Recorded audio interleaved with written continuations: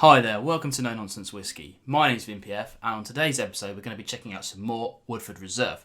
Now this is the rye. I've also covered the standard bourbon. They've also got a kind of double oaked, which I haven't covered yet, maybe one day. But today we have the rye. This was originally released in 2015, so I'm a little bit late to the party, but there's a reason behind that.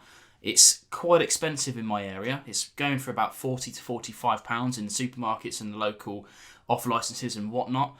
And for me, I'm not really a huge rye fan, so I just avoided it, generally speaking, until I saw it come up on a yellow ticket deal, and it was about £25. So, just over $30 in the US, which is probably more than what you guys pay anyway, but that's what we have to pay over here for this sort of American whiskey style. So, yeah, quite cheap. Picked it up. Thought, why not? I'm getting into ryes over the last sort of year or so, and figured, can't go wrong. Let's see what we get with it. It's a little bit different to the standard bourbon. The mash bill being a straight rye, it has to be at least 51%. So this is 53% rye. It's 33% corn and 14% malted barley. Now the bourbon uses the same ingredients but different proportions. That uses a huge 72% corn, 18% rye and 10% malted barley. So we probably will get similar notes out of it, but we're not sure. Let's get into the glass and see what we've actually got going on, shall we? This is a Whiskey Wings glass. You should check him out on Instagram. Good guy. Now, on the nose, it's quite light, actually, I have to say. It's not that in your face. I thought, when I was doing my notes behind the scene on this, that it was very bourbon-like, but I don't think I'd pick it out as a rye just on the nose on its own if I was doing this blind. Very oaky, very tannic, very leathery.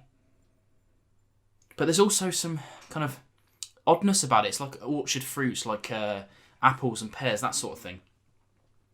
It's a very confusing nose, that's for sure. Really, this would be a great one to do on blind tasting because there's so many different flavours that take you off on different tangents that I think this would confuse the field a little bit. Let's try on the palate.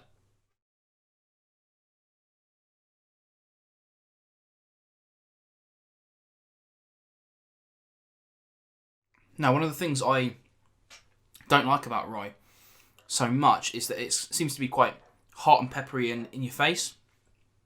This is very much like that. I caught a little bit on the back of my throat back then, and it's making my eyes water a touch, which is something that I don't experience very often in whiskies these days. But this has definitely got that kind of hot, fiery, peppery rye spice there. There's some other stuff going on for sure. There's some cherries and some vanillas, some honeys, that sort of stuff. The things that are kind of coming through from the bourbon-esque flavour profile of it. Since it's so low on rye, it's kind of a low rye, if you will.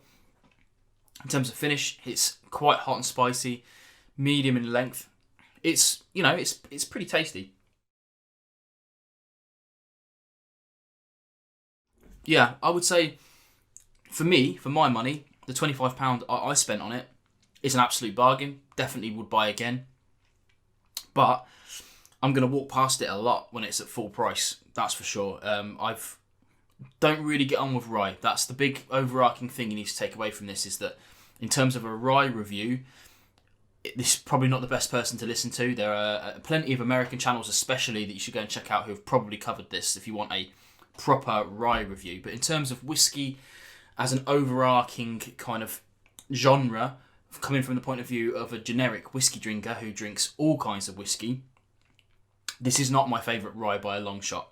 I actually quite like the Jim Beam Prohibition rye. It's very, very cheap and seems to have hit my personal flavour profile palette better than any other rye that I've tried so far, within a good budget, I have to say. I've tried some excellent, like Whistle Pig rye, which is very, very, very expensive. Really good, but well out of my price bracket, so I kind of just have to write them off on a general drinking basis. Definitely one of the best ryes I've ever tried. But yeah, so in terms of the Woodford Reserve rye, I don't think it's really for me. I'm definitely going to enjoy the bottle. I'm definitely going to finish the bottle. And if you watch the channel a lot and you tend to get some blind tastings off me every now and again, I don't do them very often, might want to stick a pin in this one because I'm probably going to sneak this one in at some point because I think it's one of those kind of tangent field dividers. Just my opinion. Let me know what you think if you tried this below. I'm sure many of you will have. Feel free to tell me how wrong I am about it as well. It's just one of those things. Hopefully you enjoy it, and if not, all good as well. Make sure you go and check out some other people's opinions on it. Can't say fairer than that. Hi there, welcome to No Nonsense Whisky. My name's Ben. Here we go. Hi there, welcome to No Nonsense Whisky. My name's Vin PF, and on today's episode we're going to be checking out the second of the Woodford range